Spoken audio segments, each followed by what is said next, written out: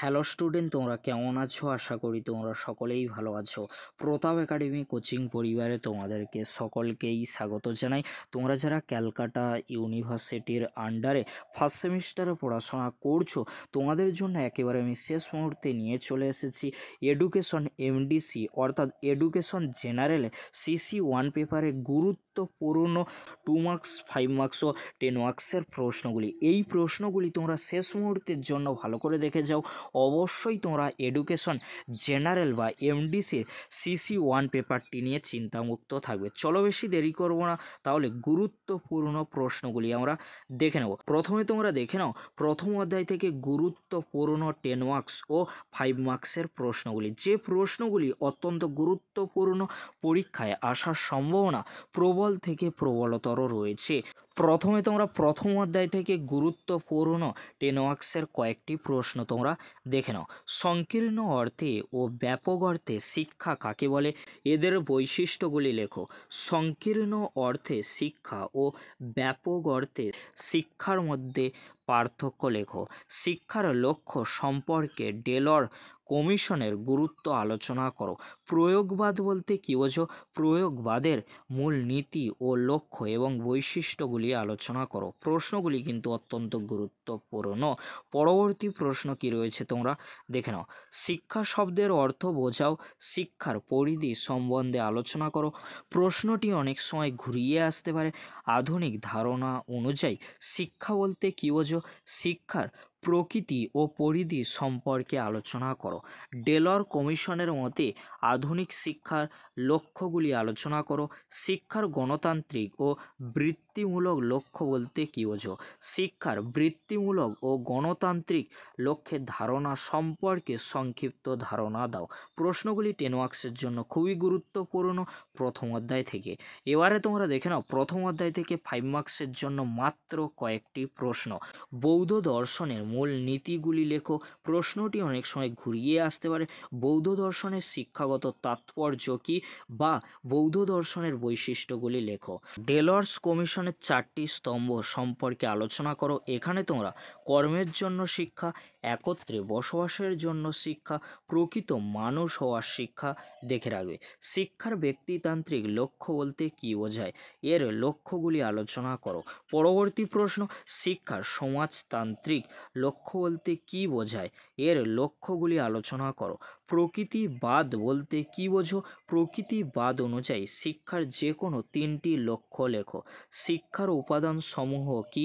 শিক্ষার প্রধান উপাদানগুলি ব্যাখ্যা করো। কিছু সাপোর্টিং প্রশ্ন রয়েছে প্রথম অধ্যায় থেকে। এই প্রশ্নগুলি তোমরা সাপোর্টিং বা এক্সট্রা প্রশ্ন হিসাবে দেখে যেতে পারো। প্রশ্নগুলি তোমরা দেখে নাও, আমি আলোচনা করছি না। এবারে তোমরা দেখে নাও দ্বিতীয় অধ্যায় থেকে গুরুত্বপূর্ণ 10 মার্কসের কয়েকটি প্রশ্ন আর 5 মার্কসের কয়েকটি প্রশ্ন। যে প্রশ্নগুলি পরীক্ষায় আসার সম্ভাবনা প্রবল থেকে প্রবলতর রয়েছে। ফার্স্ট প্রশ্ন, পাঠ্যক্রম বলতে কী বোঝো? একটি আদর্শ পাঠ্যক্রম গঠনের মূল নীতি বা বৈশিষ্ট্যগুলি লেখো এবং বিভিন্ন ধরনের পাঠ্যক্রমের সংক্ষিপ্ত আলোচনা করো। এই প্রশ্নটির অথবা যে প্রশ্নটি রয়েছে পাঠ্যক্রমের ধারণা দাও। একজন আদর্শ শিক্ষকের গুণাবলী ও দায়িত্ব বা কর্তব্য ব্যাখ্যা করো। প্রথাগত, অপ্রথাগত ও প্রথা বহির্ভূত শিক্ষা ব্যবস্থার তুলনামূলক আলোচনা করো।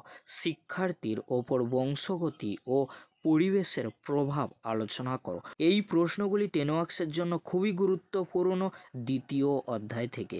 এবারে তোমরা দেখে নাও 5 মার্কসের জন্য গুরুত্বপূর্ণ মাত্র কয়েকটি প্রশ্ন। যে প্রশ্নগুলি অত্যন্ত গুরুত্বপূর্ণ দ্বিতীয় অধ্যায় থেকে।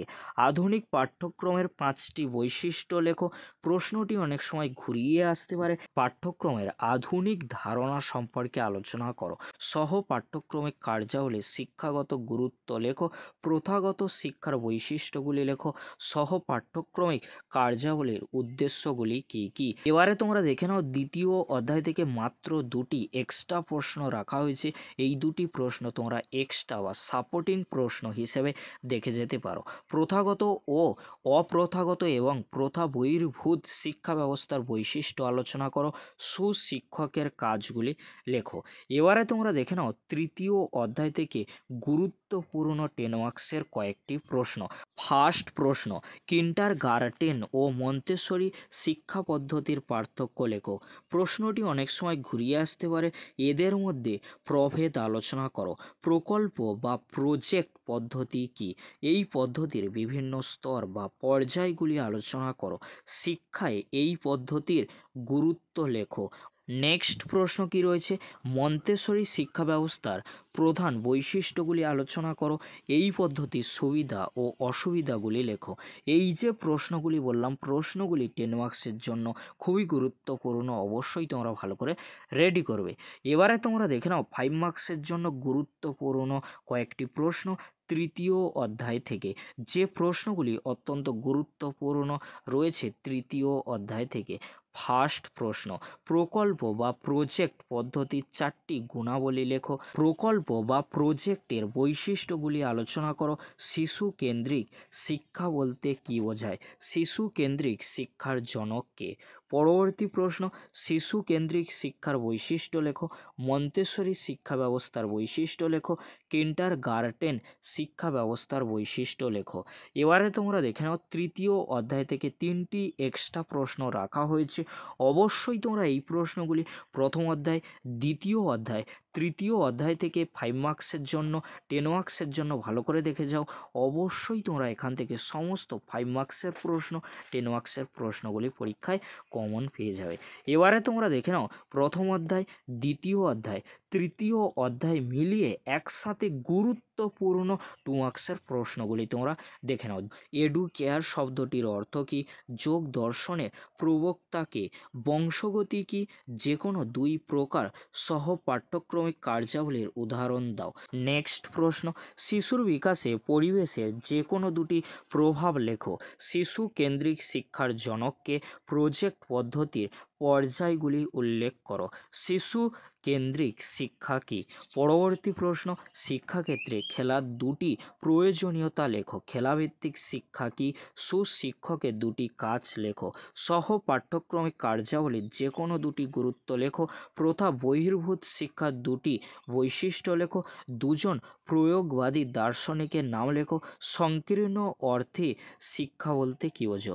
প্রয়োগবাদের শিক্ষা পদ্ধতির 2টি বৈশিষ্ট্য লেখো। সাংখ্য দর্শন অনুযায়ী প্রকৃতি ও পুরুষ বলতে কী বোঝায়? প্রকৃতিবাদী দর্শনের জনককে? বৌদ্ধ দর্শনের 4টি আর্য সত্যের নাম লেখো। এই প্রশ্নগুলি তোমরা 2 মার্কসের জন্য, 10 মার্কসের জন্য আর 5 মার্কসের জন্য দেখে যাও। অবশ্যই তোমরা এখান থেকে সমস্ত প্রশ্ন পরীক্ষায় কমন পেয়ে যাবে আশা রাখছি। যদি ভিডিওটি হেল্পফুল মনে হয় অবশ্যই ফ্রেন্ডদের কাছে বেশি বেশি করে শেয়ার করে দিও। আজকের এতটুকু, পরবর্তীতে দেখা হচ্ছে নেক্সট ভিডিওতে। ভিডিওটি দেখার জন্য তোমাদেরকে অসংখ্য ধন্যবাদ।